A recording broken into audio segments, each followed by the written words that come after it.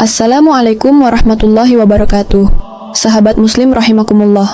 Selamat datang kembali di channel Permata Islam yang membahas seputar kisah islami penuh hikmah.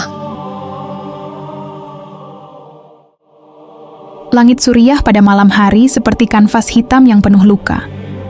Asap membubung dari reruntuhan bangunan, menyatu dengan aroma mesiu, debu, dan darah. Pasca 2011, negeri yang dahulu disebut sebagai jantung peradaban Arab, itu berubah menjadi ladang pertempuran. Jalan-jalan di Aleppo dipenuhi bayangan tentara berseragam berbeda, entah dari milisi oposisi, ISIS, tentara Assad, hingga kelompok Kurdi. Di Damaskus, ibu kota yang dulunya ramai oleh pedagang dan wisatawan, suara adzan bercampur dengan dentuman, mortir. Suriah bukan lagi tanah yang utuh, melainkan cermin pecah tempat kepentingan global bertubrukan. Di balik hiruk-pikuk perang saudara yang terlihat di media, ada permainan jauh lebih gelap, operasi-operasi rahasia yang tak pernah diumumkan secara resmi. Dari Washington hingga Brussels, rapat tertutup berlangsung, memutuskan kemana senjata harus dikirim, kelompok mana yang harus dibiayai, dan siapa yang harus dihabisi. NATO, aliansi militer yang seharusnya menjaga stabilitas internasional, ternyata ikut masuk ke dalam pusaran ini. Tidak selalu dengan seragam resmi, melainkan lewat proxy war, perang perantara, yang mengandalkan pasukan bayaran. Fakta menunjukkan, nama-nama yang dulu hanya terdengar di Irak atau Afghanistan kembali muncul di Suriah. Blackwater yang berganti nama menjadi akademi, disebut beroperasi di beberapa wilayah untuk misi yang tak pernah diakui. Di sisi lain, Wagner, kelompok tentara bayaran asal Rusia, juga terjun dengan klaim melindungi kepentingan Moskow. Seperti panggung teater, Suriah dipenuhi aktor bayangan, tentara bayaran dari Amerika Latin, Eropa Timur, hingga Asia Tengah.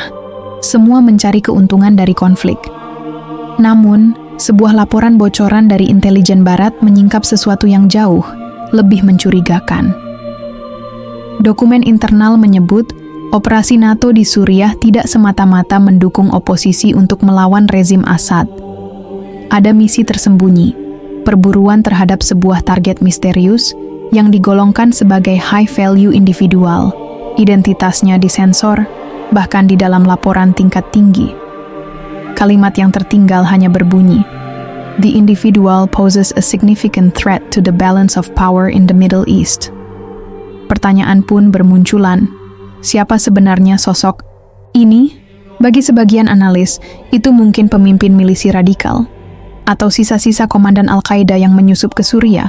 Namun rumor yang beredar di lingkaran tertutup intelijen jauh lebih mengerikan. Target yang diburu bukan sekadar seorang komandan militer, melainkan figur spiritual yang diyakini mampu mengguncang fondasi politik Timur Tengah. Sebuah bayangan yang menakutkan, karena jika benar ia ada, maka segala rencana Barat di kawasan itu bisa runtuh. Disinilah fiksi berbaur dengan realitas. Sejumlah laporan unofficial menyebut, dalam dokumen bocoran itu ada frasa samar, "The Awaited One", sosok yang dihubungkan oleh sebagian analis dengan nubuat Islam tentang Imam Mahdi. Rumor menyebut bahwa intelijen Barat, khususnya yang bekerja sama dengan Israel, percaya bahwa kehadiran figur seperti Mahdi dapat memicu gelombang kebangkitan massa Muslim yang tak terbendung. Bayangan ini cukup untuk membuat panik ruang-ruang rapat NATO di Brussels. Para analis militer mengingatkan, sejarah Islam penuh dengan tokoh karismatik yang memimpin perlawanan dengan bendera agama. Dari Salahuddin Al-Ayyubi yang mengusir tentara, salib hingga gerakan Mahdis di Sudan pada abad ke-19 yang membuat Inggris kewalahan. Jika sejarah berulang, maka kemunculan seorang figur spiritual di Suriah bisa menjadi titik balik yang mematikan bagi kekuatan Barat. Dalam catatan bocoran lain, disebutkan pula bahwa operasi intelijen Barat di Suriah menggunakan segala teknologi modern, drone pengintai, satelit militer, penyadapan komunikasi, hingga infiltrasi agen lapangan. Namun semua itu diarahkan bukan hanya untuk melacak pergerakan ISIS atau mengawasi jalur pasokan senjata, melainkan untuk mencari individu tanpa wajah. Seorang pemimpin yang bergerak tanpa bendera resmi, namun mampu mengumpulkan massa di Aleppo, Beberapa kelompok oposisi bahkan menyebut telah melihat seorang pemuda misterius yang memberi mereka harapan di tengah kekacauan. Di Damaskus, desas-desus serupa menyebar dari mulut ke mulut. Seorang pemimpin muda, wajahnya samar, suaranya menggugah, namun tidak pernah mengklaim sebagai bagian dari kelompok manapun. Bagi sebagian orang, itu hanyalah mitos yang lahir dari penderitaan perang. Tapi bagi intelijen Barat, ini cukup menjadi alarm bahaya. Rumor terus merambat, menembus tembok-tembok tebal markas NATO.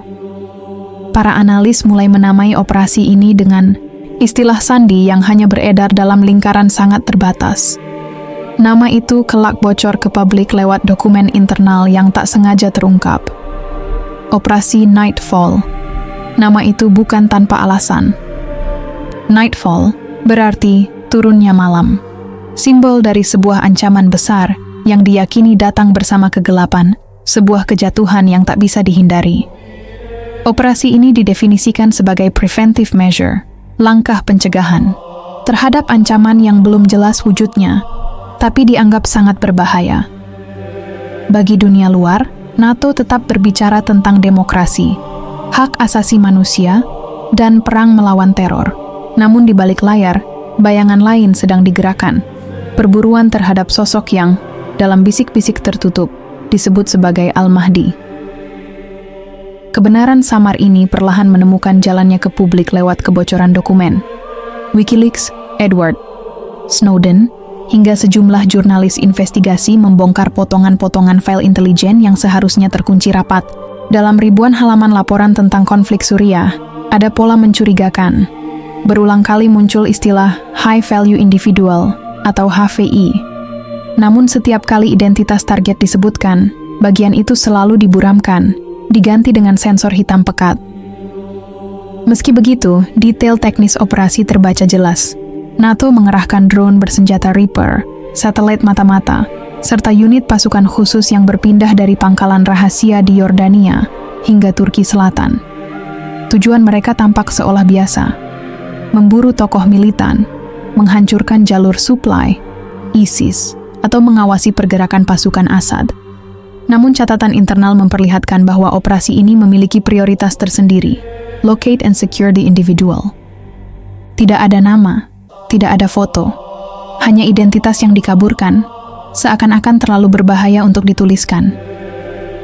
Di antara bocoran itu, satu kalimat kecil berhasil lolos dari sensor. Kalimat itu tampak remeh, tapi bagi mereka yang mengerti, maknanya seperti bara api di dalam jerami. Tertulis, "The one from the east who gathers men without flag." Sosok dari timur yang mengumpulkan orang tanpa bendera. Frasa ini segera menimbulkan perdebatan sengit di kalangan analis intelijen. Sebagian menilai itu hanyalah kode internal untuk pemimpin kelompok independen, mungkin seorang komandan yang tidak terafiliasi dengan ISIS maupun oposisi resmi.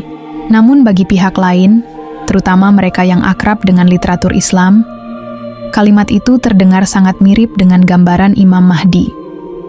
Pemimpin akhir zaman yang bangkit dari timur, menyatukan umat tanpa mengibarkan bendera politik manapun. Diskusi rahasia pun digelar di ruang-ruang rapat Brussels. Di meja bundar yang dikelilingi layar digital dan peta satelit, para jenderal NATO duduk bersama perwakilan intelijen Israel. Mereka memandang satu sama lain dengan ekspresi serius, menyadari bahwa jika rumor ini benar, maka mereka tidak sedang berhadapan dengan sekadar milisi. Mereka berhadapan dengan narasi besar yang bisa menggerakkan jutaan orang. Jika benar sosok itu ada di Suriah, ujar salah satu perwakilan Mossad dengan nada dingin, kalian tidak sedang menghadapi perang regional. Kalian menghadapi potensi kebangkitan global. Seorang jenderal NATO yang duduk di ujung meja menambahkan, dan jika kita terlambat, seluruh peta geopolitik Timur Tengah akan bergeser. Kita tidak boleh membiarkan seseorang menguasai imajinasi umat dengan klaim mesianis. Efek dominonya tidak terbayangkan. Keputusan kemudian diambil tanpa suara keras, tanpa pengumuman publik, hanya lewat tanda tangan di dokumen rahasia berlabel top secret. Nama sandi yang sebelumnya hanya bisik-bisik kini diresmikan. Operasi Nightfall. Misi utamanya sederhana di atas kertas, namun berbahaya dalam kenyataan menemukan sosok yang disebut sebagai The One from the East dan memastikan ia tidak pernah sempat mengguncang tatanan dunia. Misi untuk menemukan sosok The One from the East kini memasuki tahap lapangan. Dari ruang rapat di Brussels, perintah turun ke Gurun Suriah, sebuah negeri yang telah menjadi panggung konflik paling rumit di abad ini. Sejak perang meletus tahun 2011, Suriah telah berubah menjadi simpul kekuatan global. ISIS mendeklarasikan khilafah di timur, oposisi bersenjata berebut distrik, Kurdi membangun kantong otonomi dengan sokongan Amerika, sementara Assad bertahan berkat Rusia dan Iran. Di atas tanah yang porak-poranda itu, NATO pun ikut bermain, menyalurkan senjata, drone, dan pasukan khusus untuk menjaga kepentingannya. Namun ada satu aspek yang jarang diketahui publik, bayang-bayang pasukan bayaran. Dari Amerika Latin, datang mantan anggota kartel yang terbiasa dengan pertempuran brutal. Dari Eropa Timur hadir veteran Balkan yang sudah kenyang perang kota. Sementara dari Asia Tengah, orang-orang dengan wajah keras direkrut lewat kontrak samar. Mereka tidak mengenakan bendera, tidak tercatat dalam laporan resmi. Dan jika tewas di medan perang, nama mereka hanya akan hilang bersama debu padang pasir. Malam hari menjadi waktu operasi mereka. Satelit mata-mata menggambar peta digital secara real-time, drone Reaper mengintai dari ketinggian, dan helikopter tempur Apache bersiaga di jalur pelarian. Semua dilakukan dengan koordinasi senyap agar tidak terendus dunia. Tujuan mereka kali ini bukan menghantam basis ISIS atau mengawasi Assad, melainkan sesuatu yang jauh lebih kabur. Seorang pemimpin spiritual misterius yang disebut-sebut berada di wilayah selatan Damaskus. Saat unit bayaran itu bergerak di antara reruntuhan desa, mereka segera mendapati tanda-tanda aneh. Pos jaga sederhana dibangun dengan pola pertahanan yang rapi. Warga sipil yang tersisa menatap asing, seolah menyembunyikan keberadaan seseorang di balik dinding retak dan lorong gelap. Intel yang diterima sebelumnya memang samar, tapi lapangan menunjukkan ada figur yang sedang dilindungi dengan cara yang tidak biasa. Nama itu mulai terdengar di radio genggam mereka. Pertama hanya bisikan lirih, lalu makin sering diulang oleh para kombatan lokal. Al-Mahdi. Sebagian tentara bayaran menertawakan sebutan itu, menganggapnya sekadar legenda atau propaganda untuk mengangkat moral pasukan kecil. Namun tidak semua bisa mengabaikannya. Beberapa operator non-muslim, terutama yang pernah bertugas di Afghanistan dan Irak, mulai resah. Mereka ingat betapa kuatnya keyakinan rakyat terhadap sosok mesianis dalam nubuatan Islam. Di antara mereka, muncul pertanyaan yang tidak berani diucapkan keras-keras. Bagaimana jika yang mereka buru bukan sekadar komandan milisi, melainkan figur yang diyakini ratusan juta orang sebagai pemimpin akhir zaman? Ketegangan itu merambat di antara langkah mereka. Senjata masih terarah, komunikasi tetap berjalan, tapi di balik helm hitam dan kaca night vision, ada kegelisahan yang bahkan pelatihan militer paling keras pun tak bisa sepenuhnya redam. Di balik kegelisahan itu, bayangan Damaskus menjulang di kejauhan, kota tua yang menjadi pusat perebutan pengaruh. Bagi umat Islam, Damaskus bukan sekadar kota, melainkan bagian dari nubuat besar akhir zaman. Hadis-hadis menyebutkannya sebagai salah satu tempat penting. Disinilah kelak peristiwa besar akan meletus, termasuk turunnya Nabi Isa dan berkumpulnya pasukan Imam Mahdi. Banyak ulama sepanjang sejarah menekankan, jika Mahdi benar-benar muncul, wilayah konflik besar seperti Suriah adalah tempat yang paling mungkin menjadi panggung awalnya. Secara geopolitik, Damaskus memang tidak pernah benar-benar jatuh. Meski NATO dan sekutunya menyalurkan senjata ke berbagai kelompok oposisi, kota itu tetap dipertahankan mati-matian. Rusia mengirim jet tempur dan sistem pertahanan S-300, sementara Iran mengerahkan pasukan Garda Revolusi untuk memperkuat barisan Assad. Pertahanan kota ini membuat setiap operasi rahasia di sekitarnya penuh risiko. Namun bagi NATO, target bernama Sandi, The One from the East, terlalu penting untuk diabaikan. Malam itu, konvoi pasukan bayaran meluncur dengan senyap. Di depan, 2 kendaraan lapis baja tanpa tanda resmi. Di udara, drone Reaper melayang, kameranya menyorot tiap jalan sempit dan reruntuhan. Laporan intelijen menyebut adanya seorang pemuda karismatik yang kerap terlihat bersama penduduk desa, membantu mereka tanpa membawa bendera kelompok manapun.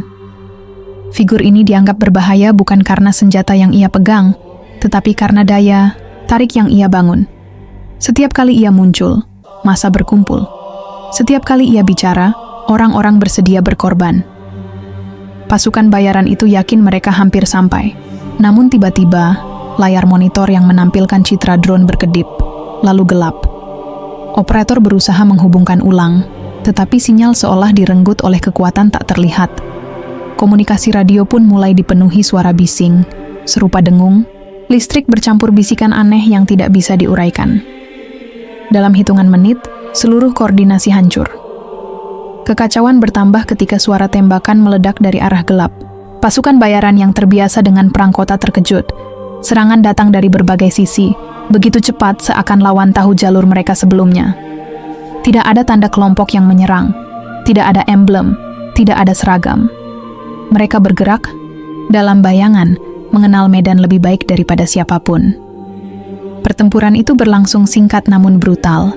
Beberapa bayaran tumbang, sisanya tercerai-berai, dipaksa mundur tanpa pernah sempat menyentuh target. Saat fajar menyingsing, jalanan kembali sunyi, hanya menyisakan bekas tembakan dan kendaraan terbakar. Figur yang mereka incar, pemuda misterius yang disebut dekat dengan rakyat, lenyap begitu saja. Dalam laporan resmi yang sampai ke markas NATO, misi itu dicatat sebagai operasi gagal akibat intervensi militan lokal. Tidak ada satupun dokumen yang menyinggung nama Mahdi. Hanya satu kalimat dingin dalam arsip, target not found.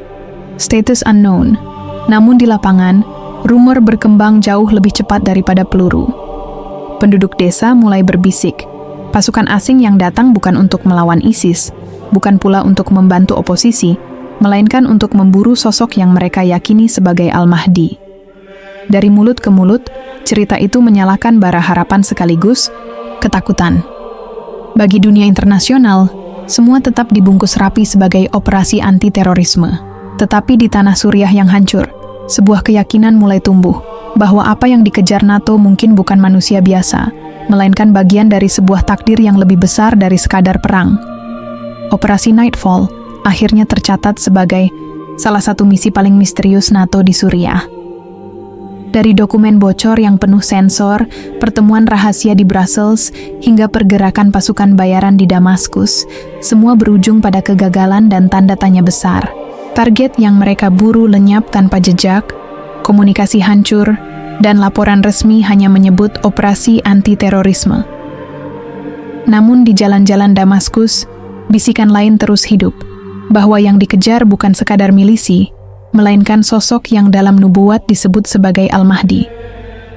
Antara fakta dan fiksi, antara geopolitik dan keyakinan, bayangan itu masih menggantung, membuat dunia bertanya, apakah benar perburuan Mahdi telah dimulai?